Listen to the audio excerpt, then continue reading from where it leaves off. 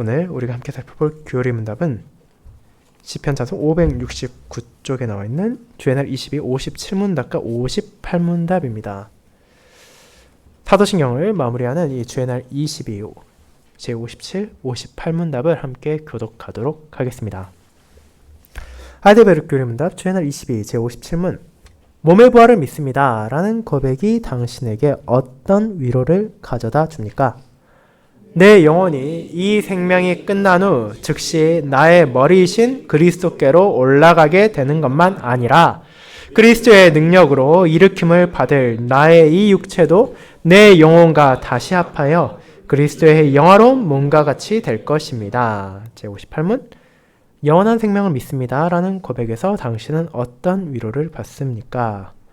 내가 지금 이미 영원한 기쁨의 시작을 마음으로 누림으로 이 생애 이후에도 눈으로 보지 못하고 귀로 들을 수 없고 사람의 마음으로도 생각지 못했던 완전한 복, 즉 하나님을 영원히 찬양할 복을 소유할 것입니다. 말씀 묵상 후에는 찬송 1장으로 사도신경과 함께 찬송으로 고백한 후 시편 49편 1, 4, 5, 6절을 이어서 부르도록 하겠습니다.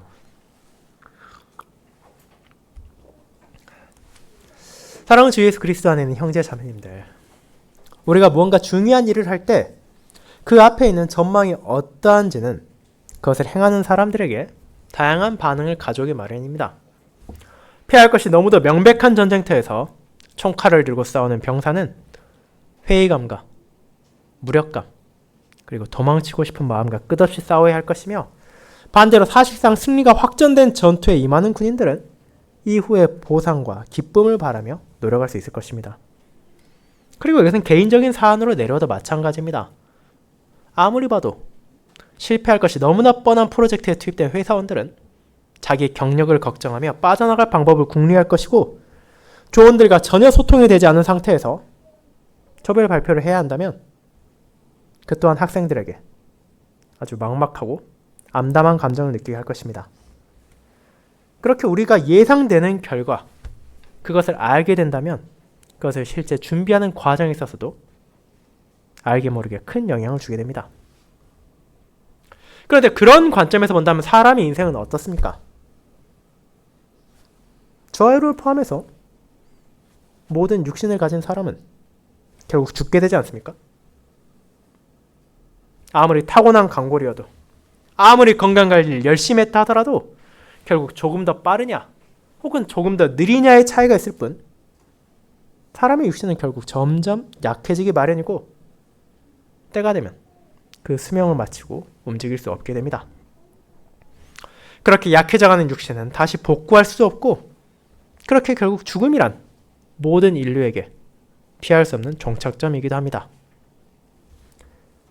그것을 생각한다면 사람의 인생에 대체 무슨 의미를 부여할 수 있겠습니까?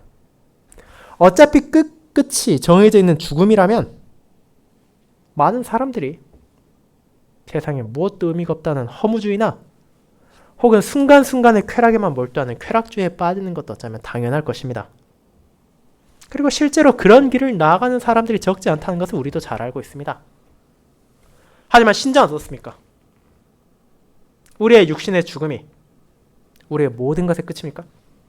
어차피 쇠하고 약해지고 움직이지 못하게 될 것이고 썩어 사라져 버릴 것이니 우리 몸에 아무 의미도 두어서는 안 됩니까? 그렇지 않습니다. 하나님의 말씀 안에서 성도는 자신의 영혼만이 아니라 자신의 몸에도 영원한 약속이 주어졌다는 것을 알게 되었기 때문입니다. 그 약속 안에서 우리의 육신에도 흔들리지 않는 소망이 주어졌다는 것을 고백하며 우리는 위로를 받습니다.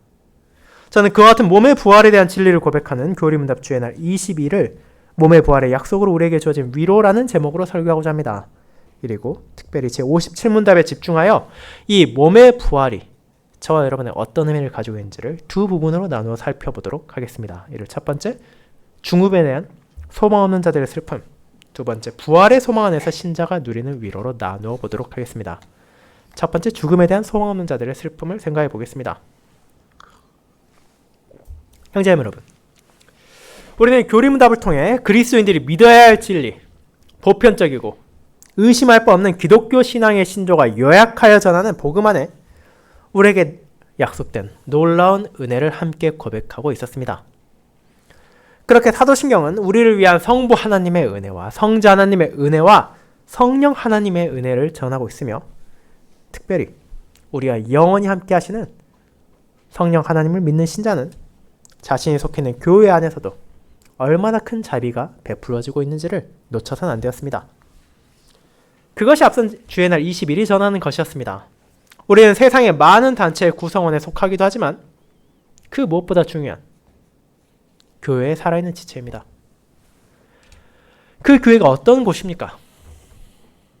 많은 사람들은 그것이 세상에 널려있는 수많은 종교가 그 신자들을 모으는 종교단체 혹은 그것을 위한 장소와 마찬가지라 생각하지만 실제로는 그렇지 않다는 것을 우리는 알고 있습니다. 참된 교회라는 간판을 내고 있다고 되는 것이 아니라 실제로 그 안에 거룩한 보편적인 그리스도의 교회라는 정체성을 지키고 있어야 하기 때문입니다. 그리스도께서 모으시고 그리스도께서 보존하시며 그리스도께서 지키시는 이 교회는 그분의 뜻에 따라 거룩하고 온 땅의 온 민족을 부르시기에 보편적일 뿐 아니라 그 무엇보다도 이 세상의 무언가에 속한 것이 아닌 오직 그리스도를 주인으로 섬기는 그분의 교회입니다. 그렇게 그런 교회에 속한 자로서 우리는 교회가 가진 정체성을 나의 삶 가운데서도 드러내며 자신이 그 교회에 살아있는 지체라는 것을 나타내야 했습니다. 그런데 그렇게 교회에 속한 자들만이 누릴 수 있는 은혜가 있습니다. 그것은 바로 그 안에서만 나누는 아름다운 교통이 있다는 것이었습니다. 교회의 신자들은 성도의 교통을 나눕니다. 이는 첫째로는 우리와 우리의 머리 대신 그리스도와의 교통을 의미합니다. 물론 신자는 각자의 삶 가운데서도 그분과의 교통을 끊임없이 누리지만 특별히 매주일 교회에 나와 예배라는 언약적 대화를 통해 그리스도와의 특별한 교제를 나눕니다. 그분의 말씀을 듣고 그분을 찬양하고 그분께서 베푸신 은혜를 마음에 새기고 그분께 영광을 돌리는 놀라운 시간 안에서 우리는 그분의 지체된 자로서 머리이신 그리스도께 나아가는 것입니다. 그런데 그뿐 아니라 우리는 함께 그리스도께 속하게 된 교회의 다른 지체들과의 교통을 나누기도 합니다. 하나님께서는 신자가 홀로 고독하게 믿음의 생활을 하도록 하지 않으시고 생명의 길을 함께 걸어갈 교회의 회원들을 주셨습니다.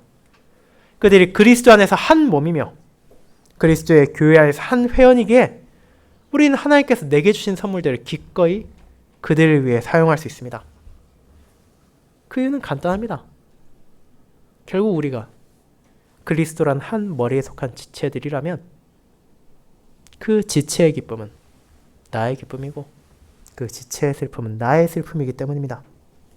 그렇게 우리는 하나님께서 내게 주신 모든 선물들을 기꺼이 서로를 위해 나눌 수 있으며 그를 통해 그 선물을 주신 분의 뜻에 따라 하나님께 영광을 돌리는 삶을 살아가야 합니다. 그렇게 성도의 교통을 나누는 자는 죄의 용서에 대해서도 확신할 수 있습니다. 우리가 어떻게 자신의 것을 아끼지 않을 수 있습니까? 어떻게 형제 자매를 내 몸과 같이 아낄 수 있으며 더 나아가 어떻게 우리가 하나님을 사랑하고 내 이웃을 사랑할 수 있습니까? 그리고 어떻게 우리가 감히 거룩하신 하나님과의 교통을 나눌 수 있습니까? 그 모든 것은 내 능력이나 내 성품으로 가능한 것이 아닙니다. 오직 하나님께서 나를 용서하시고 나를 새롭게 하시며 나를 인도하시기에 가능할 뿐입니다. 그렇게 그 놀라운 은혜의 증거를 발견할 때마다 우리는 나를 용서하신 주님의 은혜에 감사하며 하나님께 더욱더 영광을 돌릴 수밖에 없는 것입니다. 그 크고 아름다운 은총을 교회에 살아있는 지체로서 우리는 누리고 있고 앞으로도 계속해서 경험할 것입니다. 이제 그와 같은 고백을 마친 후 우리는 마침내 사도신경의 마지막 부분으로 향합니다. 이는 몸의 부활과 영원한 생명에 대한 고백을 다루고 있으며 그 중에서도 이 시간에는 제57문답을 통해 고백하는 몸의 부활이 저와 여러분에게 어떤 의미를 가지고 있으며 그것이 어떻게 위로가 되는지를 데살로니가서 4장의 본문과 함께 확인하고자 합니다. 이 데살로니가 전서는 그 이름 그대로 데살로니가 교회에 보낸 바울의 편지 중 하나로 그들에게 필요한 교훈과 권면을 담고 있습니다. 감사히 교회의 신자들은 믿음 안에서 자라가고 있었으며 이는 바울과 동역자들에게 큰 기쁨이었지만 동시에 우리도 그러하듯이 그들 가운데도 연약함이 있었습니다. 그들이 가진 연약함은 여러 개가 있었지만 그 중에 하나가 주님의 재림에 대해 잘못되게 이해하고 있었다는 것입니다. 이 내용은 데살로니가 전서 후서 모두에 다루고 있지만 특별히 전서에서 다루는 잘못은 종말에 관한 관점 가운데 그리스도의 재림이 오기 전에 죽은 자들은 몸의 부활을 경험하지 못할 것이라는 생각이었습니다. 그들은 주의 날이 도둑같이 이를 줄을 배웠음에도 불구하고 그 날이 아주 가까울 것이라 자의적이라 판단하고 있었으며 그에 따라 아직 주의 재림을 보기 전에 죽은 형제 자매들을 슬퍼하고 있었습니다. 왜냐하면 몸의 부활에 대한 확신을 가지고 있지 못했기 때문입니다. 실제로 그런 확신을 가지지 못한다면 슬픔을 느끼는 것은 아주 당연한 것입니다. 여러분, 세상에서 그와 같은 고통을 드러내는 사람들 수없이 만나볼 수 있습니다. 가족이나 지인이 세상을 떠났을 때 얼마나 많은 사람들이 애통해하며 눈물을 흘립니까? 심지어 우리가 개인적으로 알지 못하는 사람이라 하더라도 누군가가 죽었다는 소식을 듣게 되면 잠시 동안 안타까워하는 것이 일반적인 감성이지 않습니까? 그리고 그 안에 담겨있는 생각은 바로 죽음이 우리들의 관계의 끝이라는 개념입니다.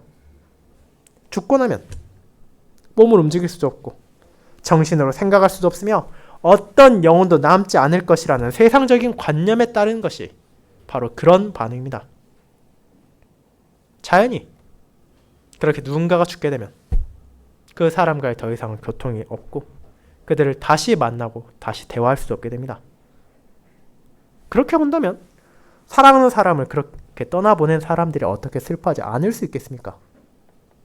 그래서 너무 당연한 것입니다. 그렇다면 이런 죽음은 대체 왜 찾아온 것입니까? 과학자들은 사람은 애초에 죽을 수밖에 없는 존재로 태어났다고 주장합니다.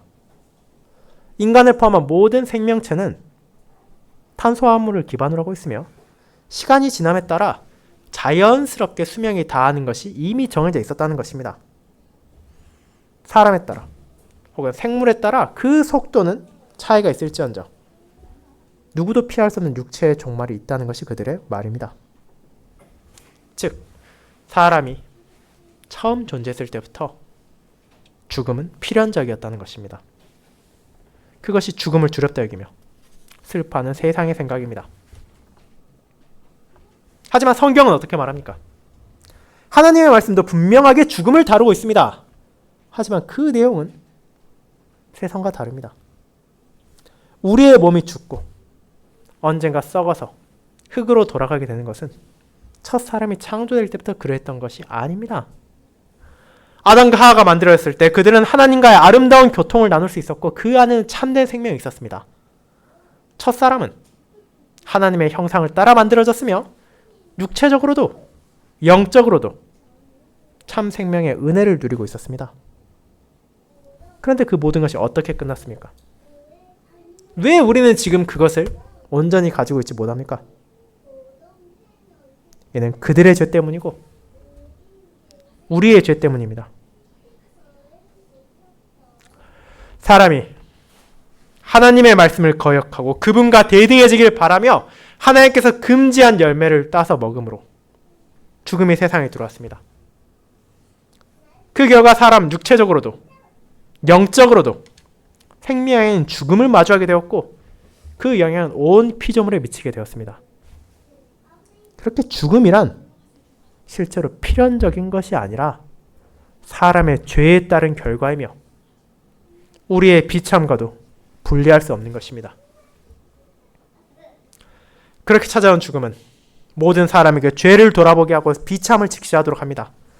지인의 죽음을 마주할 때, 자신의 죽음이 다가올 때 사람들은 결국 인생을 의지할 수 없다는 것을 깨닫게 되며 세상의 그 무엇도 나를 죽음에서 건질 수 없다는 것을 인식하게 됩니다. 거기까지는 신자도 불신자도 나아갈 수 있는 곳입니다. 하지만 불신자는 거기에서 이 이상을 나아가지 못합니다. 믿음 없이는 아무리 죄를 바라보고 비참을 바라본다 하더라도 그에 대한 답이 어디에 있는지, 생명의 길이 어디 있는지를 깨달을 능력도 그리고 의지도 존재하지 않기 때문입니다. 그렇게 참된 생명을 찾을 수 없기에 그들은 방황하고 슬퍼하며 안타까워합니다.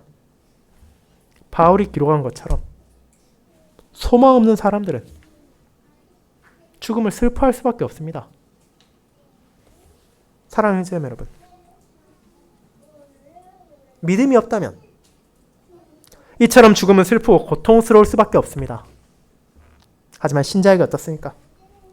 물론 우리도 죽음을 통해, 육신의 쇠함을 통해, 질병과 아픔을 통해 나의 죄와 나의 비참을 바라봅니다.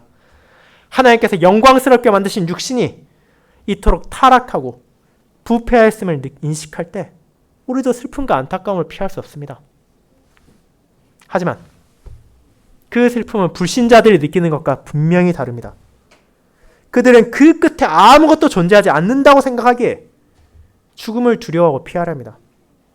하지만 성도에게 죽음이란 우리의 죄와 비참의 결과이기에 하나님 앞에 자신을 낮추며 슬퍼하게 만들지만 결코 끝이 아니라는 것을 알고 있는 것입니다. 그것은 절망으로 향하는 과정이 아니며 오히려 그 반대로 기쁨과 영광으로 나아가는 관문입니다. 앞선 주의 날 16회 제42문답을 통해 고백한 것처럼 우리의 죽음은 생명으로 나아가기 위해 필요한 것으로 그 의미가 바뀌었기 때문입니다. 그리스도 안에서 그렇게 우리는 죽음 가운데서 소망을 가지고 있으며 그 소망은 나의 영혼만이 아니라 나의 육신까지도 쇠하고 썩는 것에서 끝나는 것이 아니라 영광으로 향하게 될 것을 말하고 있습니다. 그렇게 우리는 죽음을 마주하면서도 위로받을 수 있는 것입니다. 그것이 두 번째, 부활의 소망 안에서 신자가 누리는 위로로 연결됩니다. 성도 여러분, 앞서 고백한 것처럼 신자를 하더라도 육신의 연약함과 그것의 쇠함을 경험할 수밖에 없고 데살로니가 교회의 형제 자매들이 그러했듯이 교회의 지체들의 죽음을 마주하게 되는 것도 사실입니다. 그리고 그것은 우리의 죄와 비참을 떠올리게 하기에 우리를 슬프게 하는 것도 분명합니다. 하지만 교리문답은 다른 모든 문답에서 그러하듯이 우리로 하여금 그런 슬픔에 멈추도록 하는 것이 아니라 그 모든 슬픔을 뛰어넘는 위로로 인도합니다. 그것은 우리가 소망 없는 자들이 아니라 복음의 진리 안에서 영원한 소망을 받은 자들이기 때문에 알아야만 하는 것입니다. 오늘 읽은 14절은 그 진리를 바르게 알지 못했던 자들에게 전해집니다. 우리의 주님께서 돌아오시기 전 잠든 성도들이 적지 않습니다.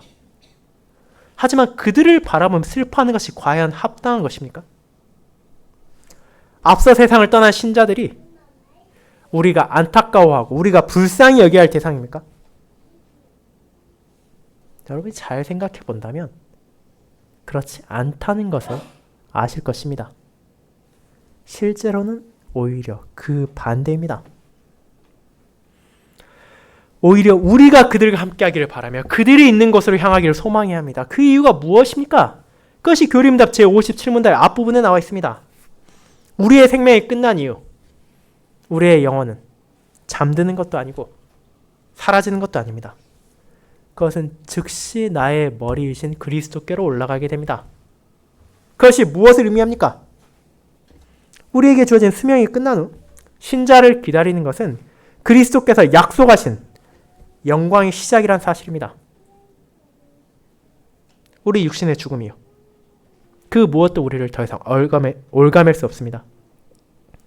이 땅에 사는 동안 신자를 하더라도 다양한 제약 안에서 살게 됩니다. 세상은 수많은 방식으로 우리의 육체와 정신을 공격하고 무너뜨리려 합니다.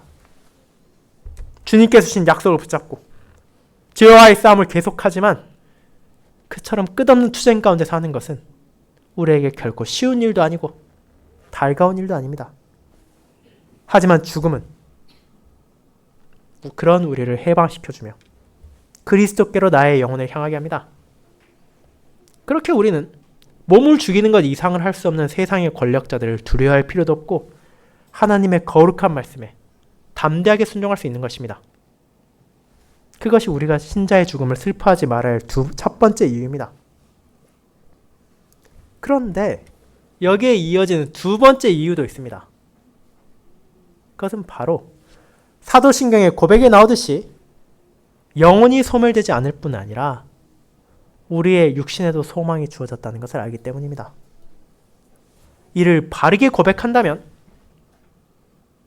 진리를 알지 못해 소망 없는 이들과 마찬가지로 슬퍼할 이유가 없습니다. 데살로니가 전서가 쓰여졌을 시기 그 교회의 성도들은 이에 대해 잘못된 지식을 가지고 있었습니다. 물론 한정된 자료를 가지고 그들이 재림과 부활에 대해 어떤 인식을 가졌는지 완벽하게 알 수는 없지만 최소한 그리스도께서 오시기 전 죽은 이들을 슬퍼할 무언가의 이유를 가졌던 것으로 보입니다. 하지만 바울은 그 생각이 잘못된 것임을 지적합니다.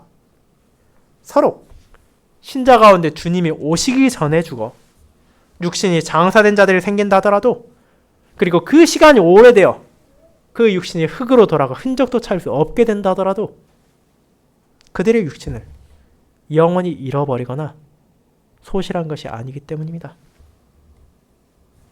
우리를 위해 죽으셨던 예수 그리스도께서 영화로운 몸으로 다시 살아나셨던 것처럼 이미 죽었던 사람들도 그분의 날이 임할 때 그 육신이 다시 살아나 영혼과 하나가 될 것입니다.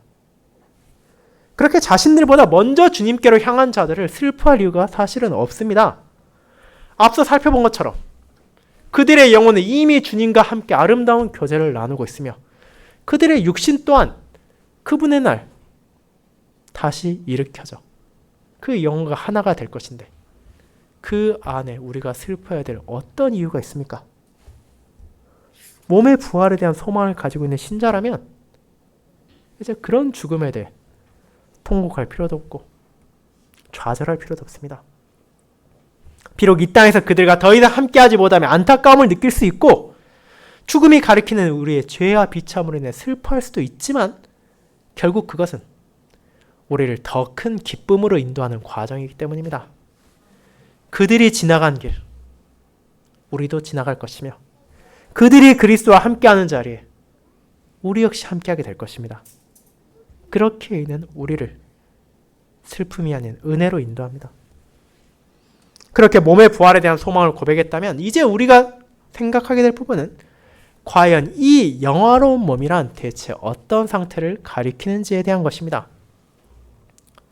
이에 대해 찾아올 수 있는 첫 번째 오해를 교리문답을 작성한 우르시누스는 분명하게 말합니다. 첫째로 부활할 때 다시 살아나게 될 몸은 그저 사람의 몸일 뿐 아니라 우리가 지금 가지고 있는 나의 육신이라는 사실입니다. 이는 부활 시에 주어질 육체가 그리스도께서 창조하신 아예 다른 몸이 될 것이라는 제세례파의 주장을 반박하는 것입니다.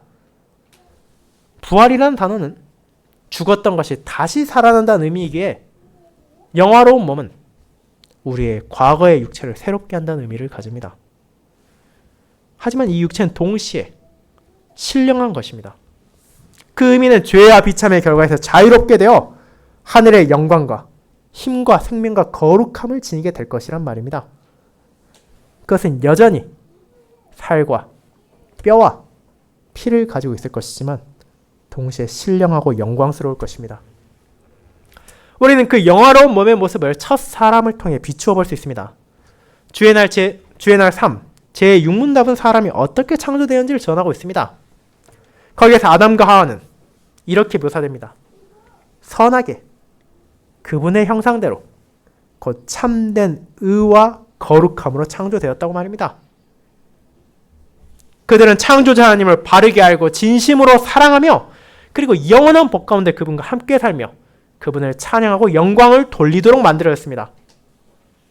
그들의 죄와 타락으로 인해 부패하고 살아있던 이 아름다움을 그리스도의 재림 때 일으켜진 육체는 회복할 것입니다. 우리는 지금 부패하고 타락하여 그 잔재의 흔적만이 남아있는 육신이 아니라 영광스럽게 될 육신을 받게 될 것입니다. 하지만 우리가 받게 될 것이, 우리에게 주어진 약속이 거기에서 멈춘다면 교리문답은 우리가 회복할 육신을 첫사람의 영화로운 몸이라 해야 했을 것입니다. 하지만 실제 표현은 어떻습니까? 신자는 아담이 아닌 그리스도의 영화로운 몸과 같은 육체를 가지게 될 것입니다. 사도 바울은 이에 대해 빌립보서 3장 21절에서 이렇게 전했습니다. 그는 만물을 자기에게 복종하게 하실 수 있는 자의 역사로 우리의 낮은 몸을 자기 영광의 몸의 형체와 같이 변하게 하시리라. 그리스도의 공로로 우리의 육체가 그분의 영광의 몸의 형체와 같이 변할 것이라는 사실입니다. 그렇다면 그 육신은 지금 우리의 몸과 어떻게 다릅니까? 이는 썩어짐과 사망에서 해방될 것입니다. 그 모습은 부활하신 그리스도를 바라볼 때 알 수 있습니다. 그분께서는 여전히 제자들과 함께 떡과 생선을 먹을 수 있었고 음료를 마실 수 있으셨습니다. 하지만 더 이상 그것은 생명을 유지하기 위해 필수적인 것이 아닙니다. 주님의 은혜로 영광을 받은 육신은 더 이상 줄이지도 않고 목마르지도 않을 것이기 때문입니다. 우리는 분명 주님의 식탁에서 함께 새 포도주를 먹고 마실 것이지만 이는 우리의 갈증을 해소하기 위한 것이 아니며 그분과의 교제를 위한 것이 될 것입니다. 그뿐 아니라 더 이상 어떤 질병도, 어떤 고통도, 어떤 장애도, 심지어 죽음조차도 우리를 위협할 수 없게 될 것입니다. 사도 요한은 이에 대해 다음과 같이 기록했습니다. 다시는 사망이 없고 애통하는 것이나 고가는 것이나 아픈 것이 다시 있지 아니하리니 처음 것들이 다 지나갔습니다. 요한계시록 21장 4절입니다. 그처럼 놀라운 영광이 우리에게 회복될 것입니다. 하지만 그리스도의 영화로운 몸과 같아진다는 것은 그와 같은 부패에서의 회복을 넘어 온전한 선으로 우리를 인도합니다. 그때가 되면 우리는 단순히 비참에서 벗어나는 것을 넘어서 죄에서 해방될 것입니다. 더 이상 어떤 죄의 유혹도 우리를 공격하지 못하게 됩니다. 이 땅에서 결코 멈추지 않았던 죄와의 싸움이 완전히 끝나고 의와 선을 기쁘게 행할 수 있게 되며 하나님과의 온전한 교통을 나눌 수 있게 됩니다. 우리가 그분께 나아가는 것을 막던 무지와 어리석음과 죄악과 탐욕이 사라지며 우리의 육신과 영혼의 눈은 밝게 띄어져 하나님을 바라보며 그분의 영광을 찬양할 것입니다. 그처럼 영광스러운 육신이 우리에게 약속되었고 우리는 이를 몸의 부활이라는 고백 안에서 붙잡고 있습니다. 그렇게 믿음 안에서 앞서간 이들은 예수 그리스도의 재림 때 먼저 일어나 그분과 함께 영광 가운데 우리를 맞으러 올 것입니다. 살아남은 자들 역시 그들과 함께 주님의 나라에서 그분을 영접하며 영화로운 육신으로 변한 영광을 기뻐하고 주님께로 향할 것입니다. 그 진리를 알고 있기에 바울은 우리에게 죽음을 슬퍼할 이유도 없고 먼저 세상을 떠난 신자가 있다 하더라도 그것에 좌절할 필요도 없음을 전합니다. 결국 그리스도 안에서 우리는 그분의 날 그들과 다시 만나게 될 것이고 그들과의 교제 역시 회복될 것이기 때문입니다. 이처럼 우리는 영혼만이 아니라 우리의 육체까지도 부활하는 것을 경험할 것입니다. 그것들이 하나가 되므로 아담과 하와가 잃어버렸던 하나님과의 아름다운 교통을 우리는 회복할 것입니다. 하지만 거기에서 우리는 제57문답이 사도신경의 마지막 조항인 제58문답과 연결된다는 것을 깨닫게 됩니다. 우리가 받을 회복된 육신이 아무리 영광스럽다 하더라도 아무리 아름답고 온전하다 하더라도 그것에 끝이 있다면 마치 이 땅의 우리의 육체와 마찬가지로 언젠가는 쇠하고 약해지며 사라질 것이라면 그 기쁨은 결국 제한적일 수밖에 없을 것입니다. 육체와 영혼이 하나가 되어 하나님을 찬양한다 하더라도 거기에 유통기한이 있다면 슬픔과 괴로움이 다시 찾아올 것입니다. 하지만 우리는 몸의 부활에 이어 무엇을 고백합니까? 우리는 영원한 생명을 고백합니다. 그렇습니다. 몸의 부활을 통해 영화로운 육신을 얻은 우리는 영원한 생명을 누릴 것입니다. 우리는 이 땅에서 이미 시작된 영원한 기쁨, 그리스도의 은혜 안에서 깨닫게 된 참된 생명과 흔들리지 않는 진리와 아름다운 교통이 완전해질 것을 알게 됩니다. 그것은 우리에게 하나님을 영원히 찬양할 복으로 인도합니다. 그 무엇도 하나님을 찬양한 나를 막을 수 없게 되며 어떤 슬픔도 괴로움도 없이 영원한 기쁨 안에서 그리스도와 교통하고 성도와 교통하며 모든 은총을 값없이 베푸신 하나님을 찬양하게 될 것입니다. 그것이 바로 우리가 눈으로도 보지 못하고 귀로도 듣지 못했으며 심지어 우리의 생각으로도 상상조차 할 수 없던 완전한 복, 부활한 육신으로 우리가 누리게 될 영원한 영광입니다. 그 영광의 약속이 우리들에게 주어졌기에 우리는 죄로 가득한 세상 가운데 살아가면서도 이 모든 말씀이 온전하게 성취될 그리스도의 날을 바라보며 그 날에 모든 소망을 두고 죄와의 투쟁을 이어나갈 수 있으며 그 끝에 기다리고 있는 영원한 승리의 영광에 소망을 두게 됩니다. 그 소망이 우리를 슬픔에서 자유롭게 하며 심지어 죽음까지도 담대히 받아들이게 합니다. 그렇게 우리는 이러한 말로 서로 위로하라는 바울의 서신과 같이 이 소망 안에 서로를 위로할 수 있습니다. 그리스도께 속한 자들만이 가질 수 있는 이 위로가 우리가 지금도 함께하고 있습니다. 사랑하는 성도 여러분, 그렇게 우리는 그리스도인들이 믿어야 하는 복음 안에 우리에게 약속된 모든 것을 요약한 보편적이고 의심할 바 없는 기독교 신앙의 신조인 사도신경의 내용을 다시 한번 고백했습니다. 그 안에 담겨있는 내용 하나하나가 여러분에게 어떻게 다가왔습니까?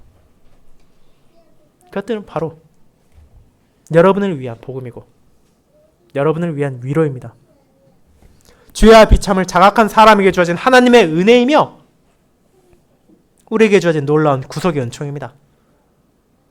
나의 힘으로는 그 안에 담겨있는 그 무엇도 스스로 얻을 수 없고 받을 자격도 없지만 삼위 하나님께서 크신 사랑과 긍휼로 그리스도께서 온전히 그 값을 치르게 하시고 나에게 그 모든 은혜를 어떤 값도 없이 베풀어 주셨습니다. 그 은혜의 약속이 우리와 함께하고 있기에 우리는 눈을 들어 하늘을 바라보며 하나님을 찬양하고 형제와 자매와 이 위로를 서로 나누며 주님의 나라로 향할 수 있습니다. 그 끝에 기다리는 우리의 영화로운 몸과 영원한 생명, 저와 여러분이 이 땅에선 감히 상상도 할 수 없는 완전하고 영원한 복이 그리스도 안에서 저와 여러분에게 약속되었고 그것이 주어질 것이기에 우리는 그 날에 대한 기대와 소망을 가지고 이 생명의 길을 함께 나아갈 수 있습니다. 이 아름다운 위로의 복음이 이번 한 주에도 여러분과 함께하며 우리의 몸의 부활과 영원한 생명을 고백하고 또 그것을 믿는 자로서 신실한 삶을 이 땅에 증거할 수 있기를 소망합니다. 아멘.